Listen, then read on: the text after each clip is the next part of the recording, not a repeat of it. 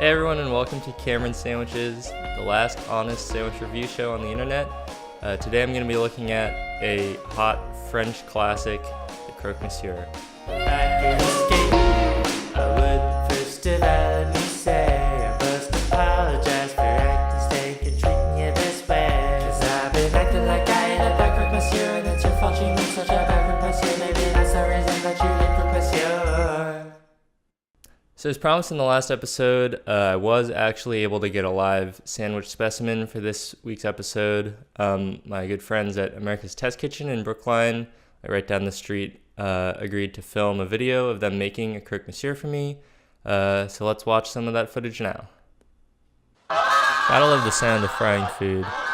So as you can see, a Croque Monsieur is basically a grilled ham and cheese sandwich on pain de mie, which is like a French white bread. It's got a little bit of Dijon inside, and it's like cooked in a ton of butter.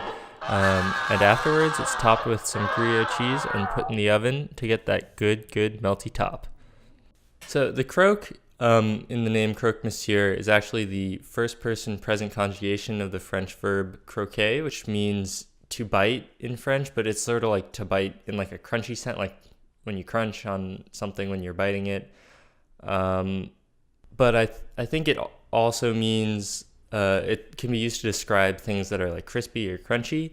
So the name Croque Monsieur is often translated as crispy mister. Most of the origin stories I was able to find about the sandwich were pretty boring, but I think the one thing that you need to know is that this sandwich first appeared in Paris probably sometime around 1910. The first time I had a Croque Monsieur was at the Butler and the Chef Bistro in San Francisco. Like right by AT&T Park, which was maybe SBC Park at the time, I don't remember. And I was there with my mom and dad and my sister and my aunt who was living there at the time. And I remember we must have been young enough, maybe like elementary school, to still be cute, because one of the memories I have of the place was the head chef or the owner, I don't know, but it's this guy in this picture over here. Whoever he is, came over to our table and gave us these little like painted wooden hearts on like a stick, which was really cool. I think we still have those actually. We used to keep them in the pot that we kept all our pens and pencils. It's pretty amazing we didn't break them like immediately because we were really little kids. So honestly, I haven't had a Croque Monsieur in like a decade, but I'm going to attempt to rate them now. So that you can make an informed decision about whether or not to try the sandwich. So let's start with things that I like about the sandwich. The taste and texture, first and foremost, are world class. You've got a thin little French-style ham and cheese filling surrounded by this nice crispy bread, and then absolutely destroyed with melted butter and cheese. The Dijon is key too because it sort of cuts through that otherwise like really overpowering richness, gives you a little pow right in the mouth. Bechamel also makes everything taste better, so if your sandwich has it on it, that's good too. But if it doesn't, you know what I say about sauce, it's the most important part of any sandwich.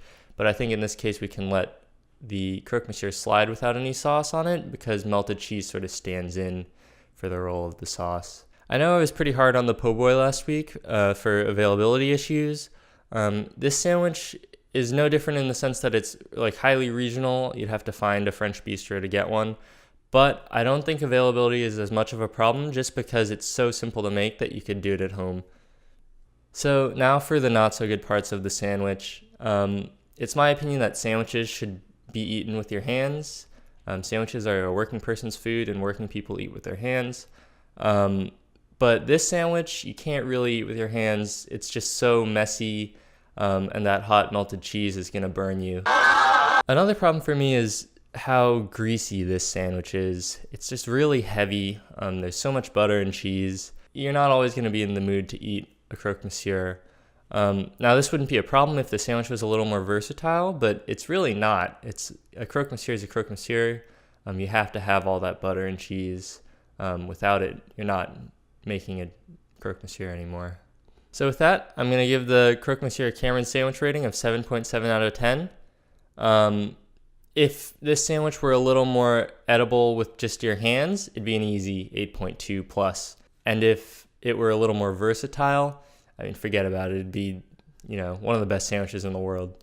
So thanks for watching this week's episode of Cameron Sandwiches. Don't forget to like and subscribe.